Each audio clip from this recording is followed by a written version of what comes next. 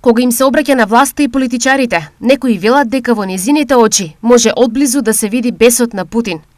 Веднаш заклучуваат дека пред пензионерите и камерите стои одлучна жена која тоа што го наумила по секоја цена сака да го направи.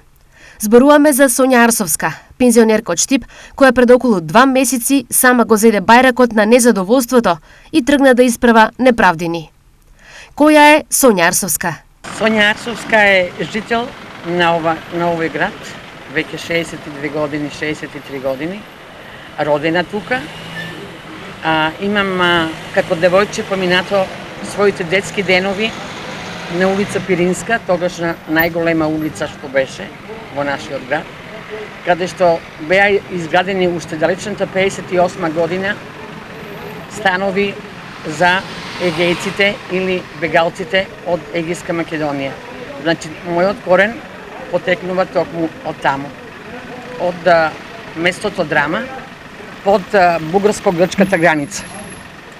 Како дете, можам да кажам дека ниту една игра на мојата улица не почнуваше без да биде присутна Сонја. Сонја беше таа што ги даваше сите инструкции и организации за играта. 83 година ми се првите чекори да се вработам во ново отворениот погон во склоп на Македонка, Джинс, Вранглер. Се вработив како контролор во таа фирма, а потоа унапредував и многу повеќе. Дојдов до одговорна на смена. 90 година по изборот на член од вработените на ниво на Македонка бев избрана за член на највисокото раководство на фабриката или на комбинатот, член на Централен работнички совет.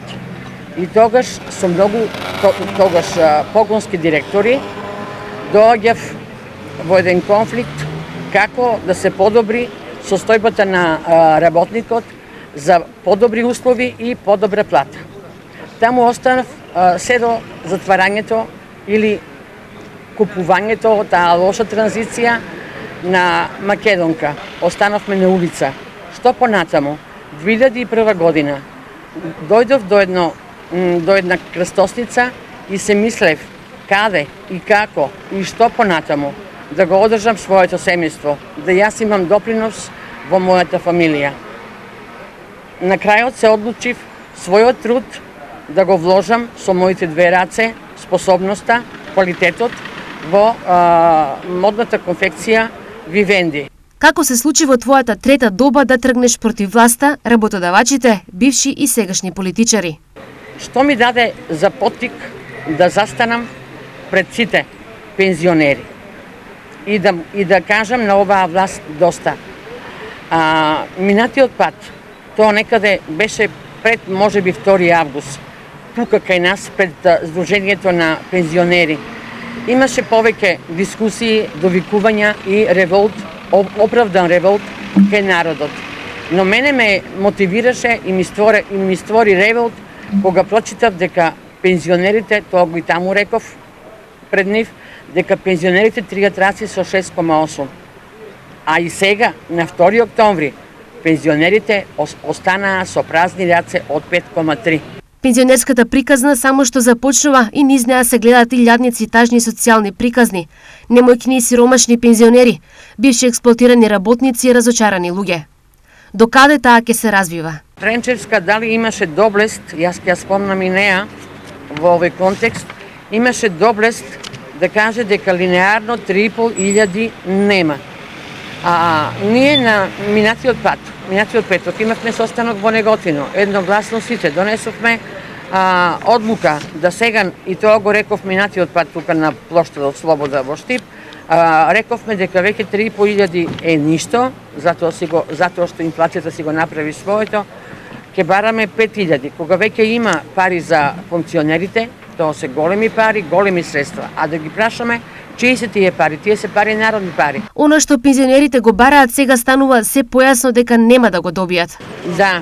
Да, политичка партија може, постое индиции, тоа се некои наши идеи со Сдруженијето на пензионери да премине во политичката партија до крајот на ноември, ако не се исполнат нашите барања. Токму и поради ова, не сите веруваат дека за целиот овој гнев нема позадина.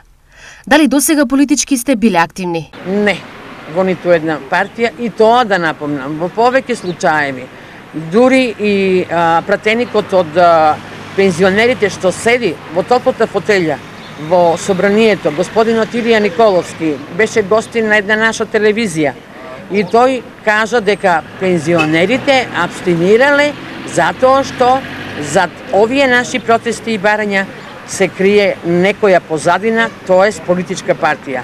Да го потсетам, политичка партија во овој момент нема. Се промовирате како силен лидер, но прашањето е, каде сте биле сите овие години? Немаше ли тогаш потиснати работнички права?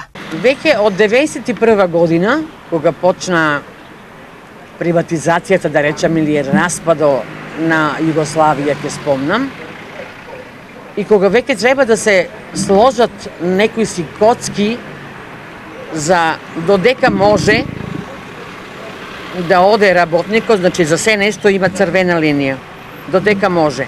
Но и сега ќе кажам, ќе напоменам, дека работничките права се на едно ниско ниво. Дали некогаш воопшто ти паѓало на памет дека ќе бидеш водач и надеш на илјадници незадоволни?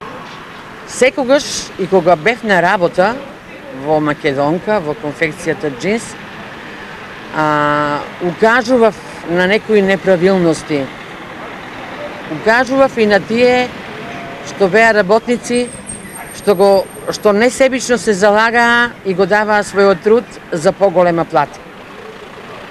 Ама околностите беа тие и тогаш имаше и се поштуваше некои си работнички права. Не можам да кажам и затоа сите со право ги бараме тие години, тие времиња да се вратат. Но ете, по игра на случајноста, дојдовме до ова сега што сме. Како на твојата нова улога гледаат најблиските дома?